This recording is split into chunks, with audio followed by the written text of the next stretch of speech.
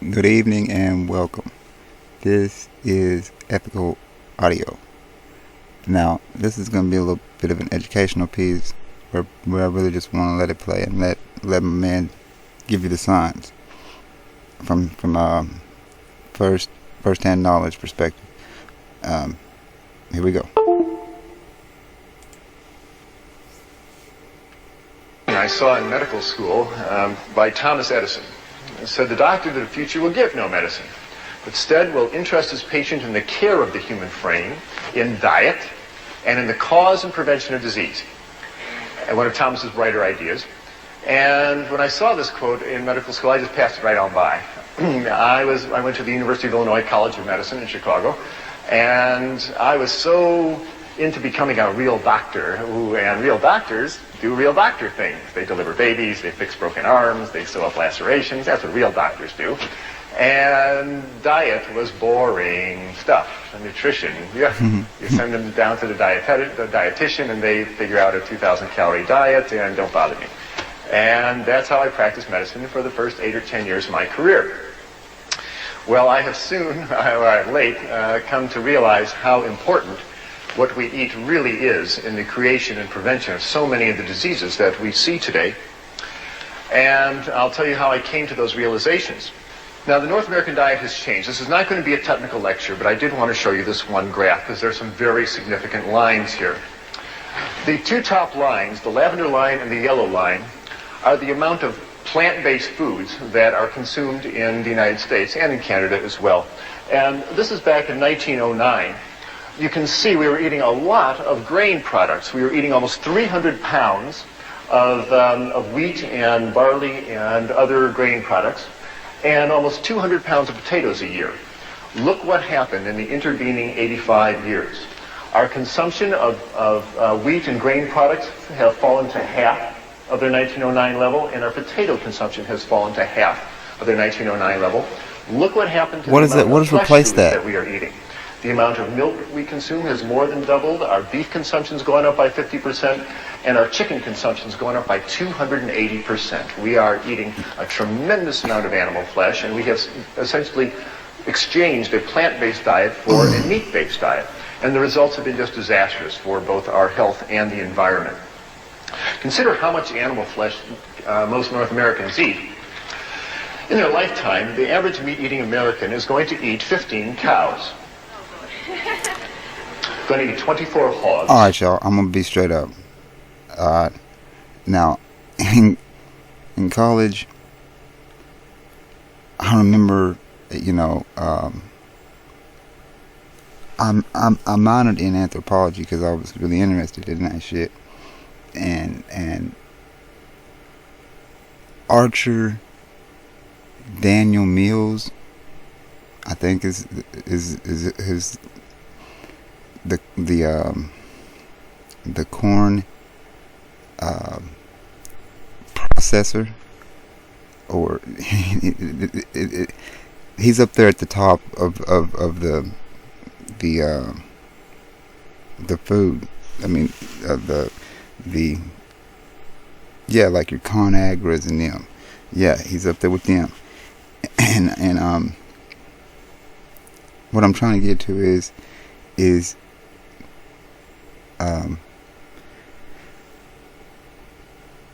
the mainstream narrative, or what you're going to hear from academia, is corn. Everybody points to the corn oil, corn, everything corn. And that corn that grows out there, it's not edible. That's what I learned in college. I don't have any first-hand knowledge on that, but that's I explicitly remember this shit. What I'm trying to get to is that a smoke screen for this?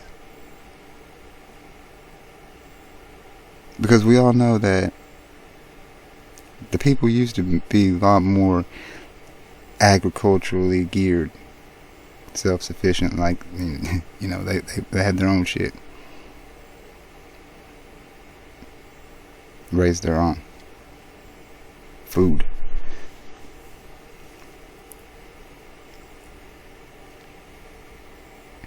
If this is true, it makes sense. You know, they're doing everything to keep you from figuring this out, because you're not hearing this nowhere. That anytime that I hear a message like this right here, I have to pause because I'm interested in that guy that ain't getting no play. I want to hear what he has to say, because I'm guaranteeing you, if you knew what he had to say, it'd change your life. Because if you knew what I had to do, when you hear the message I'm spitting, it's gonna change your fucking life, man.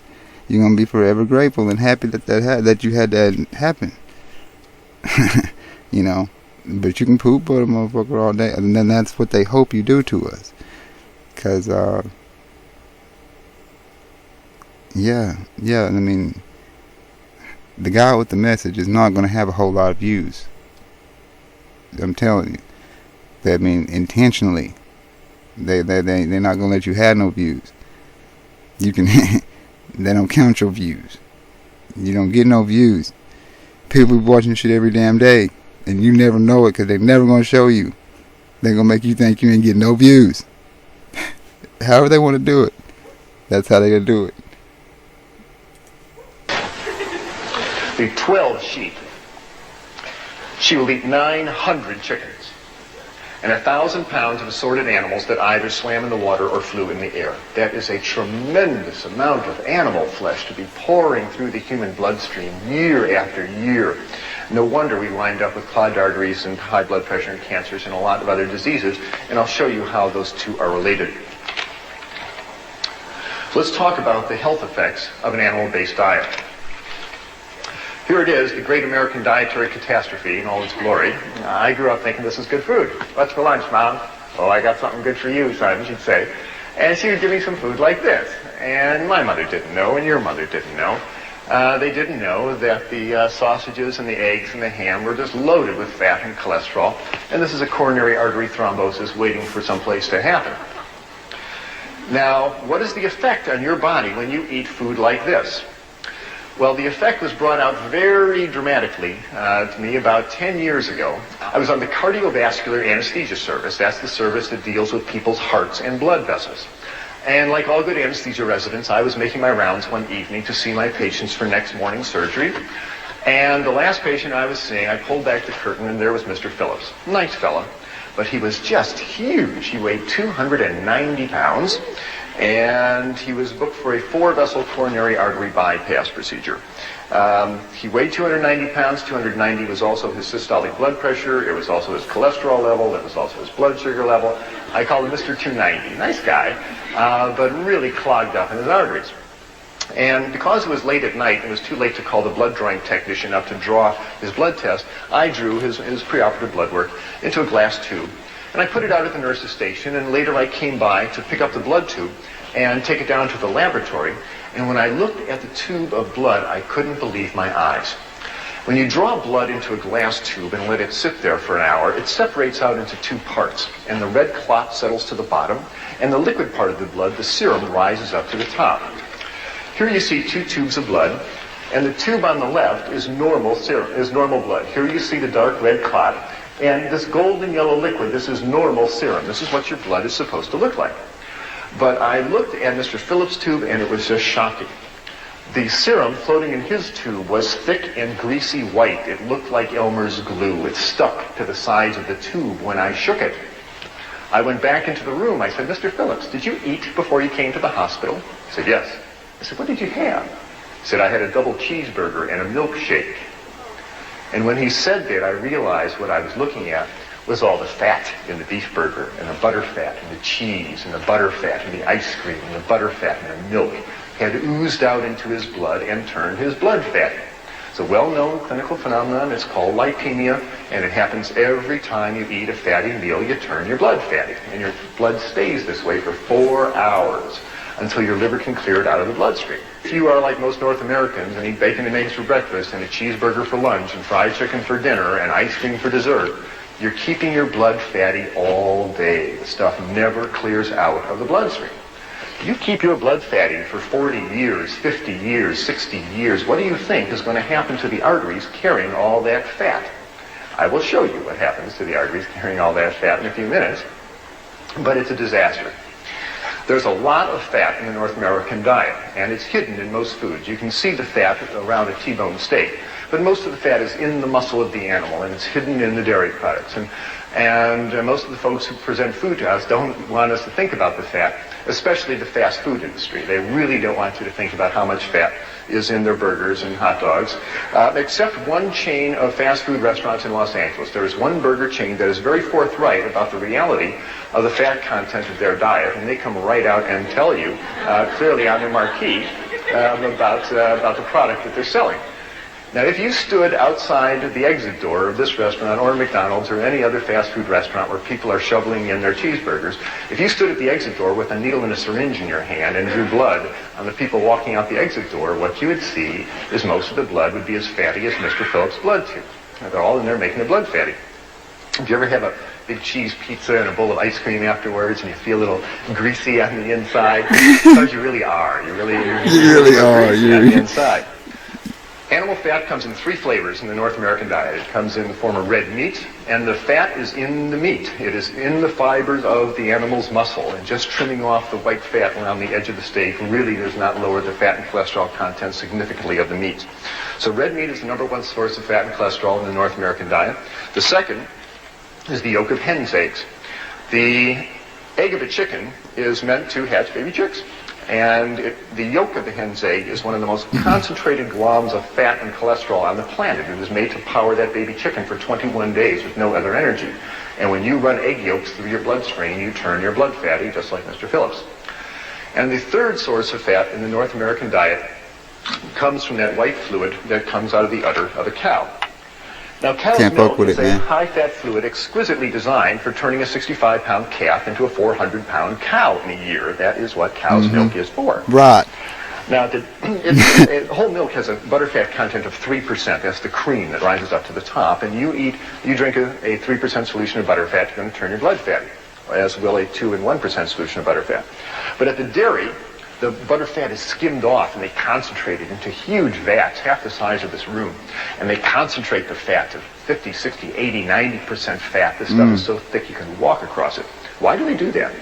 Well, they do that so you will buy it and eat it. The butterfat is mixed up with air until it hardens into chunks called butter. The butterfat is mixed with sugar and frozen and sold as ice cream. The butterfat is mixed up with cocoa powder and sugar and sold as milk chocolate. Butterfat is mixed up with bacteria and allowed to ferment until it turns into sour cream. A lower fat version is called yogurt. And the butterfat is mixed up with calf stomach and bacteria. I mean, I do like ice cream for about 6 weeks till it hardens into chunks called cheese. These are all forms of butterfat. The folks at the dairy want you to buy the butterfat and eat it. And when you do, you turn your blood fatty. There's absolutely no reason to run butterfat through your bloodstream at any time. Ever. I'm submitting to you that you'll be a lot healthier and happier if you do not. Cow's milk is for baby calves. You have no more need of cow's milk than you need giraffe milk or horse milk. I've been telling you, I mean, it's not rocket science, man. I don't know what the hell possessed you, made you think that was a good idea, but that was a horrible idea. Don't do it, man. I didn't say it, okay? I'm not putting no misinformation out there. We're just trying to tell you what it is. You do what you want to, but now you know better. So when you do it, you know what you're doing. Till next time, take care.